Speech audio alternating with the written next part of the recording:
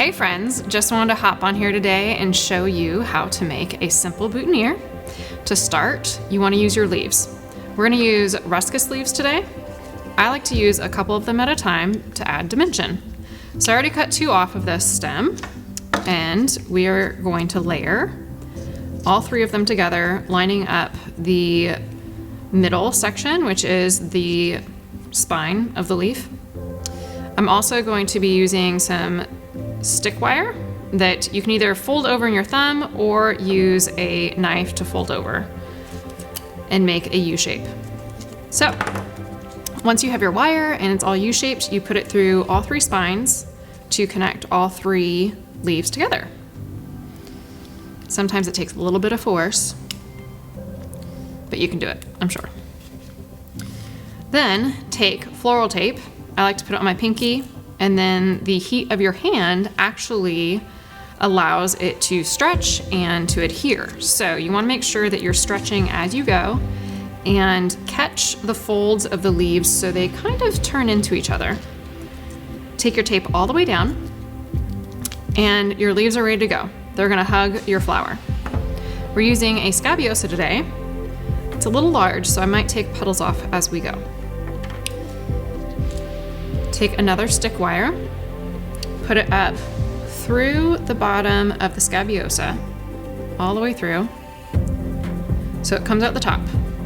Again, use your knife, the back edge so you don't cut yourself, turn it over into a U-shaped loop, and then you pull it back down. Take your handy dandy wire and tape. I don't tape very far because I like the organic look of seeing the edge of the stem once it's all done. So I'm going to cut my wire short so that the stem is on its own, but just be careful of your aim. You don't want to hit somebody in the eye. For sure not. So now we have wired up our scabiosa and our leaves, and the reason you wire is to create stability. And also, you can bend it forward, because once it's on a shirt, you want it to bend forward. So I am pairing up the 2 elements, and I kind of like to look at it, see how it's coming together. I prefer something with a little bit more interest to it, so I'm going to go ahead and add these Dusty Miller leaves to our construction. And it just brings in a little bit of silver, a little bit of contrast, and interest. So I'm going to go ahead and pair them up back with the leaves, bring in that scabiosa, and look, it just changes the dimension quite nicely. I might even put a little bit down. You saw me taking off some extra leaves because you don't want any leaves down in your tape. So I'm going to tape all that together, and then comes the ribbon. Again, you want to stretch and pull down at an angle on your tape. Cut out any wires so that whoever's putting this boutonniere on does not stab themselves because it hurts. Then take your ribbon. I'm going to choose some white ribbon. I like to start at the bottom, wind up from the bottom. It will naturally twist in your hand, so allow it to do so. I also create an extra loop around the whole thing so that when it comes to tying it off, I have space to put a loop in.